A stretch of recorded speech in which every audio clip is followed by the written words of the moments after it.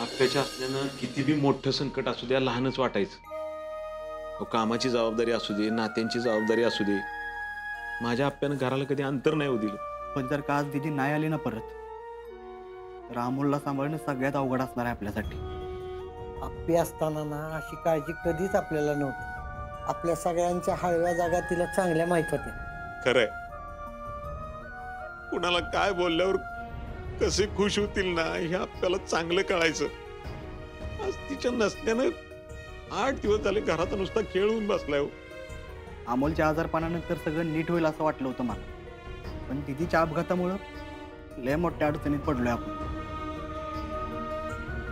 बघा, आज जे होईल ते चांगलंच होईल. फक्त अर्जुन आणि अमोलला या अडचणीच्या काळात आपल्याला कशी मदत करता येईल याचा विचार करूयात आपण. हो बापू, मी आणि मोना काही झालं तरी अमोलला त्रास होणार नाही, तो नाराज होणार नाही याची काळजी घेऊ. आणि मी अर्जुनच्या पाठीशी आहेच. अपर्णाबद्दल काहीही कळो, पण त्याच्या पाठीशी मी उभा असेन. खरं तर ही अर्जुन दादा आणि छोटे सरकारांबरोबर आपली पण परीक्षा आहे, आणि या सगळ्यातून आपण कसे बाहेर येणार आहोत याचा मार्ग आपल्याला शोधावा लागणार आहे. बरोबर आहे मोना. आता आपल्यातल्या प्रत्येकाने एकमेकाची काळजी घेणं भाग आहे. जपू आपण एकमेकाला. दिप्या, अरे आप्याच्या अपघातापासून आपण सगळेजण काळजीत आहे रे. अरे तुम्ही सगळ्यांनी तर जेवण पाणी सगळ्याकडे दुर्लक्ष केलंय. आपल्याला अर्जाची ना अमोलची काळजी घ्यायची असेल ना, तर आधी स्वतःची काळजी घ्यायला पाहिजे.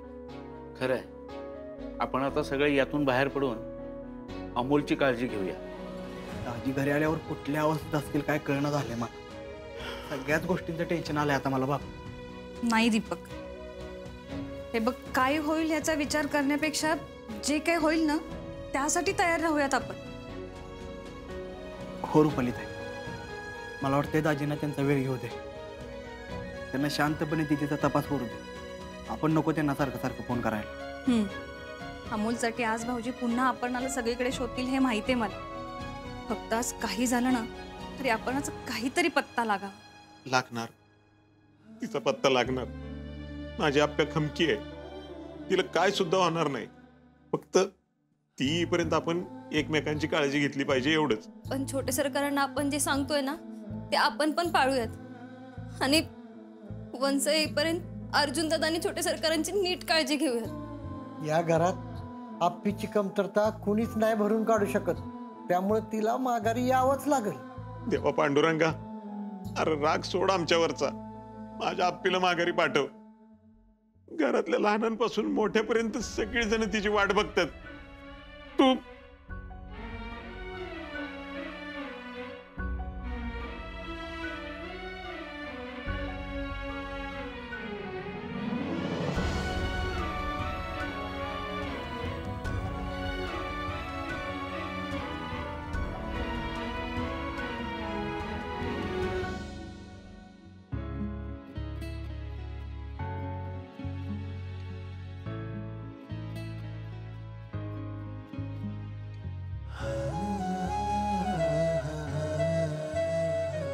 बापू, का हो असं अचानक का निघून आला तुम्ही? काय नाही विनायकराव, मन गलबललं माझं. वाटलं जरा देवापुढे जाऊन बसावं, पण आता त्याच्या पुढे मी जाणार नाही. मी तो जोपर्यंत माझ्या मनासारखं करत नाही ना तोपर्यंत माझी तिथं बसायची इच्छा पण नाही. अहो असं का बोलताय बापू? आत्ताच आपण खाली सगळ्यांना समजावलं ना. अहो आपणच आपल्या तब्येतीची काळजी घ्यायला पाहिजे. त्यातून तुम्ही सकाळपासून काय बी खाल्लेलं नाही. विनायकराव, तब्येतीचं काय घेऊन बसलाय? अहो आजारी पडणारा माणूस सुद्धा काळजी घेणाऱ्याच्या जीवावर अवलंबून असतो, माहितीये का? इथं काळजी घेणारच नसेल तर आजारपण माणसाला बरं कसं होऊ देईल? तो माणूस तसाच आजारपणात खंगत जाणार. हो बापू, अहो तुम्ही असं का बोलताय? विनायकराव, माणसाची कमाई धन दौलत संपत्ती इस्टेट ह्याच्यात असती, पण आपल्या आयुष्याची कमाई म्हणजे आपण आपल्या पोरांचं भविष्य बघितलं आणि पोरांनी पण आपल्या कष्टाचं चीज केलं. माझ्या आयुष्याची कमाई आज हिरावून घेतल्यासारखी वाटते हो मला. अहो आप्पीचं असं अचानक निघून जाणं सगळ्यांनाच धक्का देणार आहे. हो पण तुम्ही का असा धीर सोडताय? हा अहो आत्ताच तर आपण खाली सगळ्यांची समजूत काढली ना. सगळं पटतंय मला विनायकराव, पण मला सांगा, आज 8 दिवस झाले अर्जुन आपल्याला शोधतोय, काहीच हाती लागायला मार्ग नाही. आज तो संध्याकाळी काय असेल ते सांगणार आहे असं पण म्हटलंय, पण अजून पण आपल्याला काही स्पष्ट कळायला मार्गच नाही हो. बापू,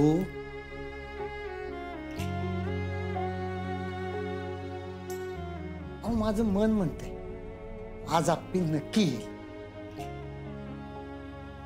मला एक कळतं विनायकराव, माझी आप्या एवढे दिवस माझ्यापासून कधीच लांब राहिली नसती. ती जर कुठं असती ना नक्की माघारी आली असती. सगळे मस्त म्हणतात तसं नाही, पण विनायकराव माझ्या मनाची काळजी मला दुसऱ्याच वाटेला घेऊन चालली आता. अहो बापू, ठरलेल्या वेळेप्रमाणे उन्हाळा पावसाळा हा प्रत्येक ऋतू येत असतो. परमेश्वरानं त्याची वेळ ठरवून दिलेली असती, त्यात त्याचं काय बी चालत नाही. अहो तसंच आप्पीची वेळ झाली ना की आप्पी नक्की येईल. विनायकराव, अहो कदाचित ती अशा परिस्थितीत असेल ना की ज्यात तिचं काय चालत नसेल, पण तिची वेळ आली ना की ती नक्की येईल बापू. विनायकराव, आजगावपासून ते आत्तापर्यंत आपल्यानं कधीच दिप्याची माझी साथ सोडली नाही हो. तिची काळजी घेण्याची, तिची माझ्याशी अडचण आली की माझ्याशी येऊन बोलण्याची सवय झाली होती मला. तेवढी सवय देवानं मोडू नये, बाकी काय नाही मला. खरंय बापू. अहो आप्पी होती ना तर मला बी अर्जाची काळजी नव्हती. अहो तळ हातावरच्या फोडाप्रमाणे अर्जाला मी जपला, पण आप्पी आली आणि माझी काळजी भेटली हो. मला बरं वाटलं. तिचं हे असं अचानक झालं मला बी पचत नाही बापू.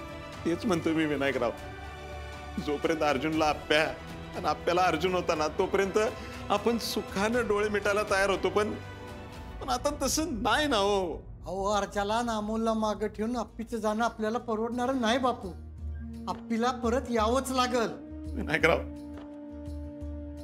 तुम्हाला सांगतो, मला पहिल्यापासून माहित होतो माझा दिप्या जरा अवखळ आहे, अल्लड आहे. मोनाला अजून तितकीशी समज नाही, पण आप्या त्यांना कधी मागं सर म्हणणार नाही, त्यांना कधीच अंतर देणार नाही हे मला माहित होतो. पण आता माझ्या दिप्याचा भार मी कोणावर टाकू सांगा ना मला. बापू कसं सांगू? माझं जे काय होतं ना ते माझी आप्याच होती हो. ते नाही गमावू शकत मी. कसं सांगू तुम्हाला? बापू, अहो बापाचं काळीच कळते मला. अर्जा 7 वर्ष स्वतःला त्रास करून घेताना माझी अवस्था तीच होती, पण नियतीने आप्पीला परत आणलं का नाही. त्या नियतीचं काळीज एवढं कठोर का झालं विनायकराव? त्या नियतीला समजणं का झाले? तिच्या लक्षात कसं येत नाही? अहो आप्यानं अर्जुनला वेगळंच करायचं होतं, तर एकत्र तरी कशाला आणलं हो तिनं? बापू, हो मी सांगतो तुम्हाला, अहो लांब असलं ना तर माणसाचं एकमेकातलं प्रेम वाढतं. एकमेकाची किती गरज आहे ते कळतं माणसाला. अहो आता आप्पीन अर्जा जेव्हा एकत्र येतील ना तेव्हा त्यांच्यातलं प्रेम नक्कीच वाढलेलं असेल. तुम्ही स्वतःला पहिलं सावरा बघू. घरच्यांना कळलं ना तर ते परत खचून जातील. सगळ्यांनी समजावलंय मला, सगळ्यांनी धीर दिलाय, मला कळतंय. मी पण माझ्या मनाला लय समजावलंय. पण आज जर आप्याबद्दल काही चुकीचं कळलं ना तर मी स्वतःला नाही सावरू शकणार, मी स्वतःला नाही समजू शकणार. कसं सांगू तुम्हाला? मी कसा सावरणार आहे मलाच माहित नाही.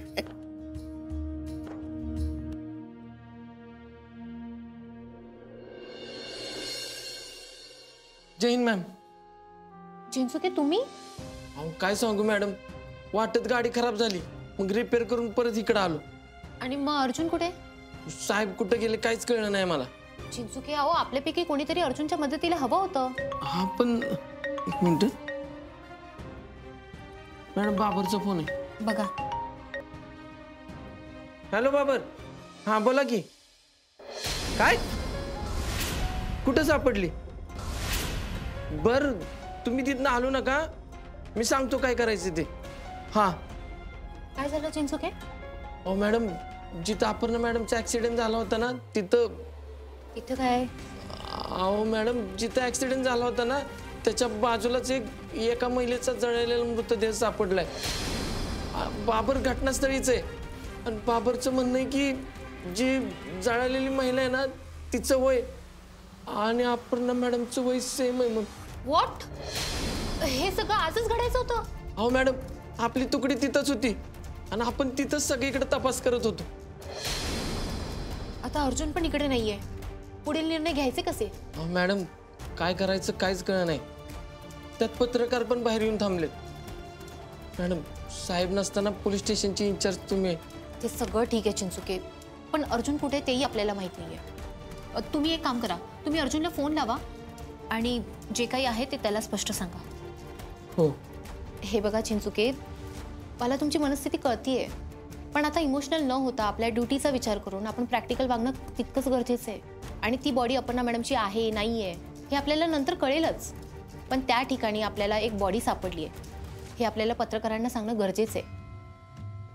तुम्ही एक काम करा, तुम्ही जा आणि त्या पत्रकारांना पाठवा. हो, मी साहेबांना फोन करतो आणि तसंच पुढे जातो.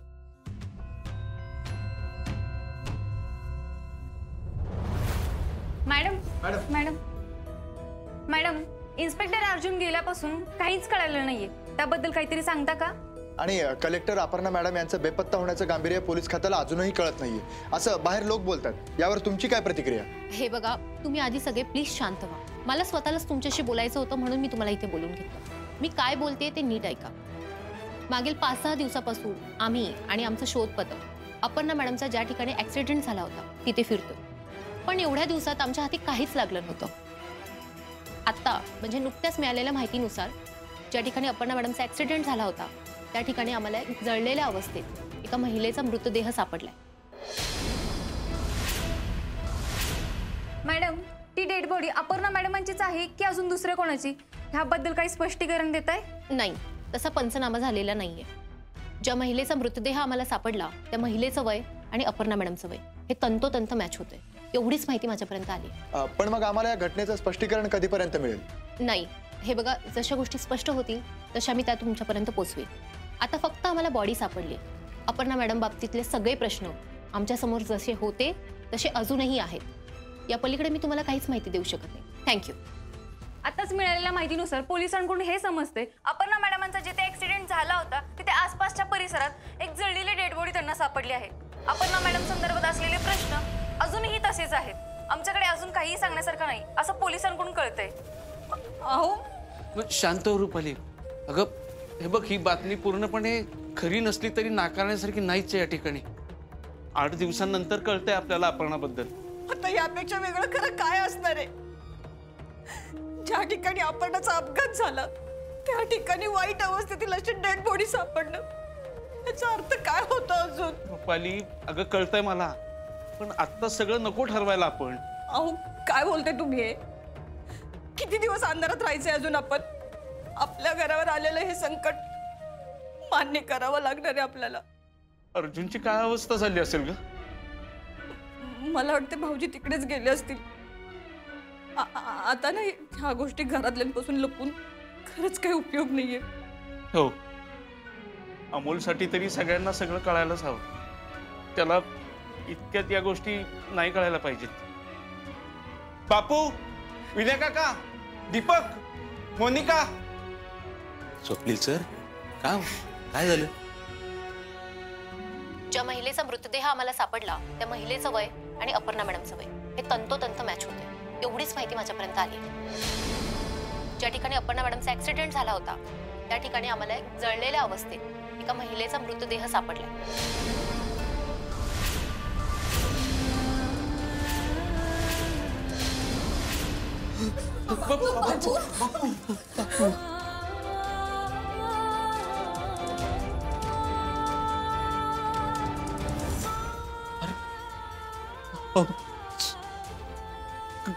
काय सांगते ती? बापू सांभाळा स्वतःला. हे अचानक हे सगळं काय दाखवतंय ते? मोनिका अगं, जे त्यांना कळलंय ते सांगतायत. आता फक्त बॉडी सापडली, पण नक्की काहीच सांगत नाहीयेत. स्वप्नील, अरे आज काहीतरी चांगलं कळेल असं सगळे वाट बघत होतो, आणि आज हे काय? बापू हे बघा, तिच्याबद्दल अजून काही स्पष्ट कळालेलं नाही. तुम्ही शांत व्हा, काय नाही होणार. पाणी घ्या. नको. रुपाली, अगं अमोल कुठे आहे?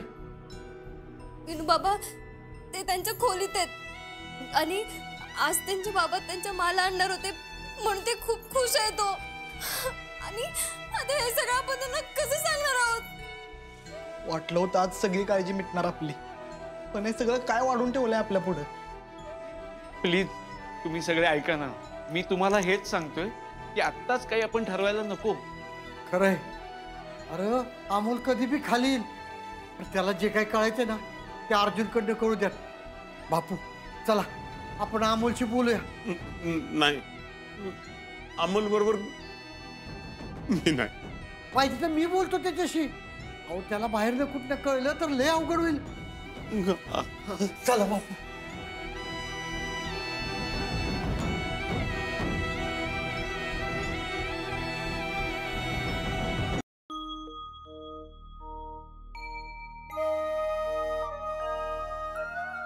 अमोल तू काय करतोय बाळा?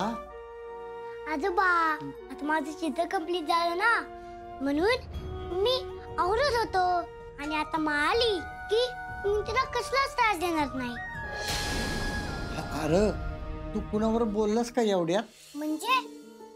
म्हणजे तुझ्या मित्रांना वगैरे फोन केलता का? नाही आजोबा, तुम्ही असं का विचारताय? ते हा तुझी शाळा बुडली ना इतके दिवस म्हणून म्हणलं. हो आजोबा, पण फ्रेंड्सला फोन करून काय फायदा?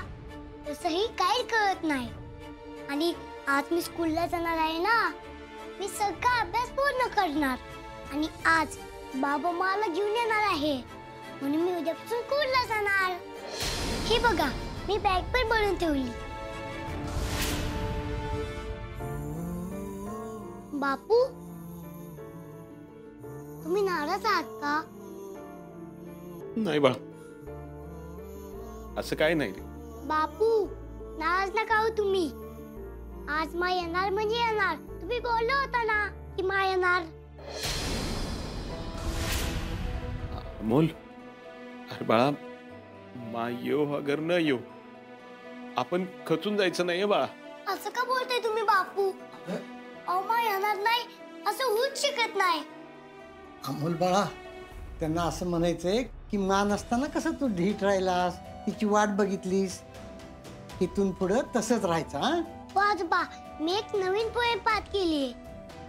आता मा येत नाही तोपर्यंत मी ती पोएम कुणालाच म्हणून दाखवणार नाही. मा आली तुम्ही तिला सगळ्यांसमोर ही पोएम म्हणून दाखवेल. बघाच तुम्ही. अरे अमोल, तू हे सगळं करत बसलास तर मग खाणार पिणार कधी? हा तू सकाळपासून खाली माणसात पण आलेला नाहीस. आजोबा, आता माईची तयारी करावी लागेल ना. आपण तिच्या आवडीचं काहीतरी बनवू आणि पूर्ण घर सजू. बघा, मला तिचं आपण केलेलं सगळ्यात खूप आवडेल. अमोल बाळा, अरे किती आशा लावून बसलायस तू. पण हे बघ, तू ना ह्या सगळ्यामध्ये तुझ्या तब्येतीकडे दुर्लक्ष करतोय बाळा. तू सकाळपासून काही खाल्लं पण नाहीस. चल बघू, खाऊन घे. आजोबा, आता थोडंच तर वेळ आहे. मा आली की खाईन ना मी. अमोल, अरे बाळा, हट्ट का करतोयस तू? हे बघ, मोठ्या माला सांगून तुझ्यासाठी इकडेच काहीतरी पाठवू का? बापू, नाश्ता केलाय मी. आता मा आली की तिथंच असतं काहीतरी खाईन मी. मी काढलेलं चित्र दाखवू का तुम्हाला? नाही नाही बाळा, आता नको दाखवू चित्र. तू तू तुझं काम कर, आपण नंतर बघू चित्र. मी आहे बाहेर.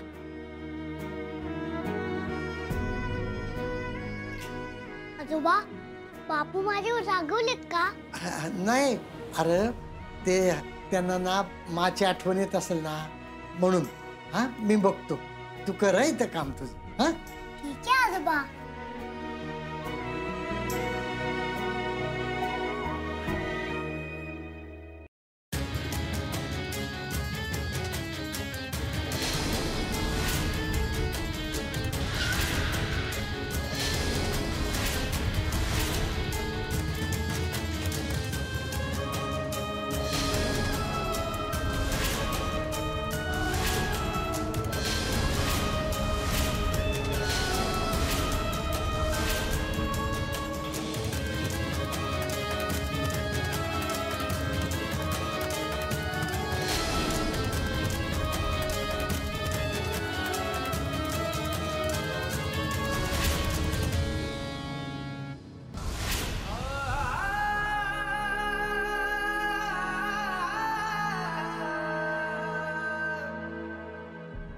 माँ प्लीज ये ना तू.